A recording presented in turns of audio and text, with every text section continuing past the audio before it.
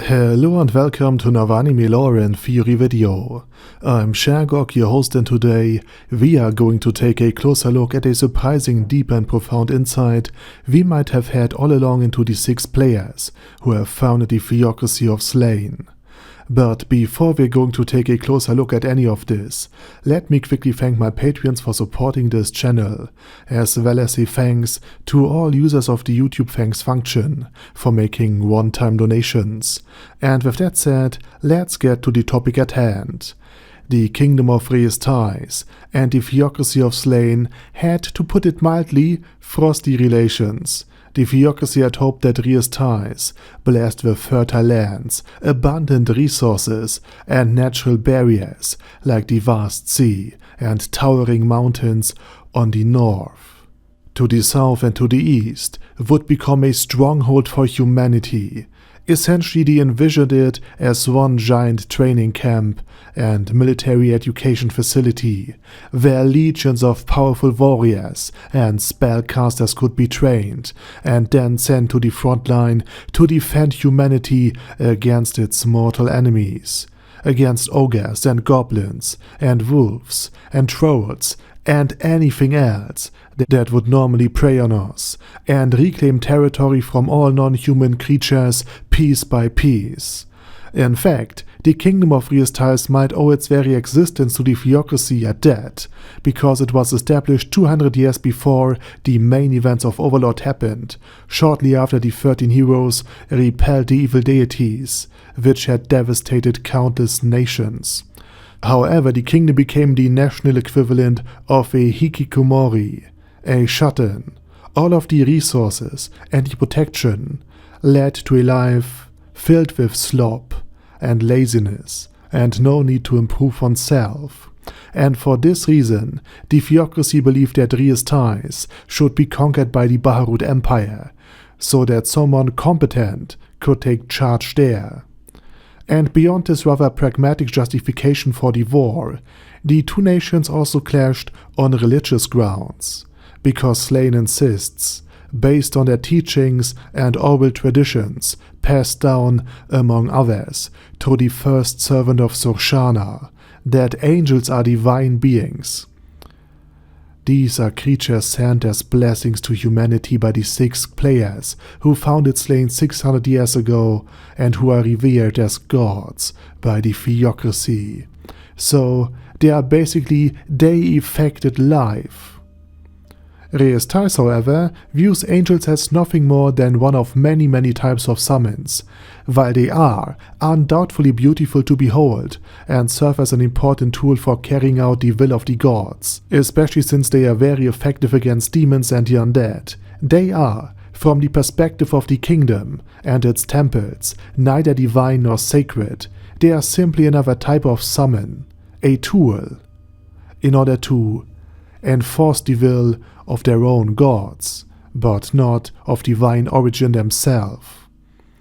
And interestingly, the religions of the two nations differ on a fundamental level as well, because the kingdom and its temples worship a pantheon of 4 gods associated with the elements earth, water, air, and fire.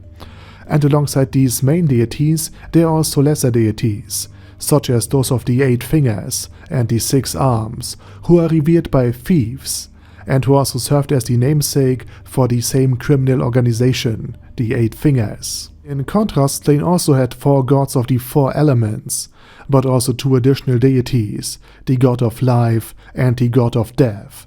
And we also know the name of this death god, Surshana, and he appears to be an overlord, just like Einsulgon. Based on his skill set and his ability, the goal of all life is death. And this religious conflict is about more than just superficial differences, because Slane's belief in the angels as divine beings has a very specific origin. The 6 players who founded the Theocracy themselves likely regarded angels as divine entities as well, because even though the world of Overlord in the year 2138 is vastly different from the one we know, the concept of angels has evidently endured, because otherwise there would be no principalities or dominions, as the names are rooted in actual religious traditions. And that's why the 6 players of Slane, upon finding themselves in a foreign world, likely saw angels, beings they were already familiar with from our own world, as divine signs and sacred entities. Now that they were in another real world, in a new world, a fantasy world. So it was possible that the players genuinely believed that these beings were actually divine. And this could also explain the religious path Slane took, including its theocratic system of governments. It's plausible that the 6 players either saw themselves as gods or divine beings, or they believed they were in this very new world on some holy mission, or by divine intervention. And perhaps they even felt their purpose was to save humanity, which before their arrival was on the brink of extinction. And in the end, that's exactly what they did. In other words, this small detail, the conflict between Retold and the Theocracy over angels, offers a surprisingly deep insight into the very psyche of the individuals who founded Slane. And it also sheds light on why Slane became a Theocracy. Because rather it seems to have been the result of divine providence, or the fate they believed they were destined for. I mean, think about it. Imagine being reborn in a completely new world, with incredible powers, and either you, or someone in your guild or your circle of friends who arrived with you in this brave new world, has the ability to summon and deploy angels in battle. At the same time, humanity in this new world stands on the very edge of extinction. It's only natural to search for the most logical explanation for why all of this has happened. And again, divine intervention seems very, very likely, because why else are you now in a world filled with magic and angels, and why are you able to cast magic yourself? I mean, these are questions that they will most likely have had. And the best part about all of this speculation based on the conflict between the Kingdom of Retold and the Theocracy is that we can actually gain insight into the mind of Surshana, the god of death of the Theocracy, through Rufus, his first servant. Because Rufus is likely a creation of Surshana, possibly an Elder Lich, a skeletal mage, a Death Knight, a Death Emperor, a Grim Reaper Thanatos, or something along those lines, and there are clear parallels to Ainz, as Surshana apparently also created undead beings capable of existing in the world indefinitely. So Rufus is apparently at least 500 years old, meaning he could provide a really deep insight into the history of the new world. Additionally, Ainz could potentially take control of Rufus using one of his undead controlling abilities, effectively placing him under his own mental control, just like normal Death Knights and Elder Liches can be controlled by his very mind. And this would also make for a poetic form of revenge for Sheltir, who was placed herself under mind control by Downfall of Castle and Country, the world-class item of the Theocracy of Slane. So it all fits together and adds up, at least from my own perspective. And again, we can infer all of this from just this little information about the conflicts about angels between the Slane Theocracy and the Kingdom of Retold. And now, with all of that said, it's your turn. What's your opinion on this surprising insight? Let me know down in the comment section what you think about this topic and how these 6 players who founded Slane must have felt when they appeared in their new bodies in the new world. And with that said, please check out my German channel, my fantasy channel, and if you don't want to listen to my voice or accent, but are still interested in the things I have to say, I also have made an AI channel, narrated by Almost a Woman, where I use AI voiceovers for my videos.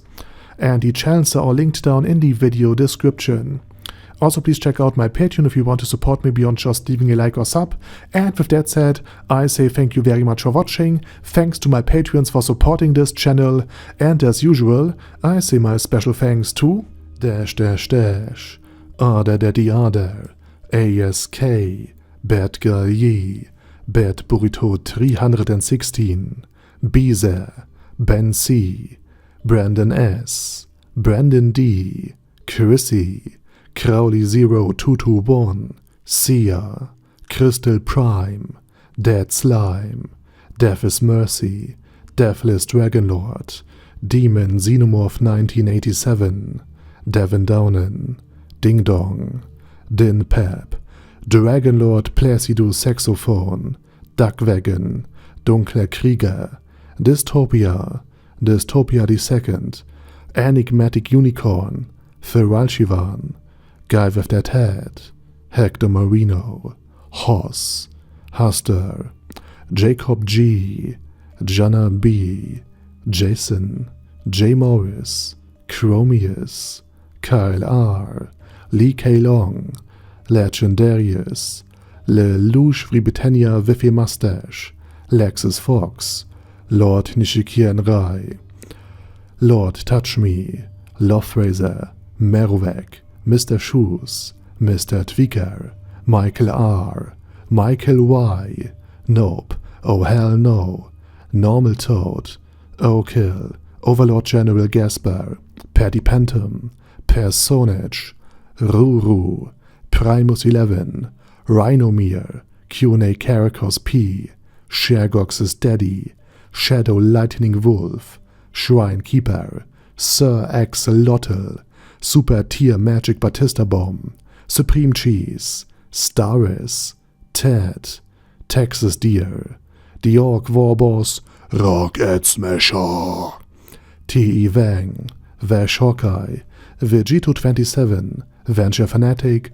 Wilhelm, Xenokai, and Sonagon. Thanks guys. Anyway, have a nice day, and I hope to see you all again soon on my next video.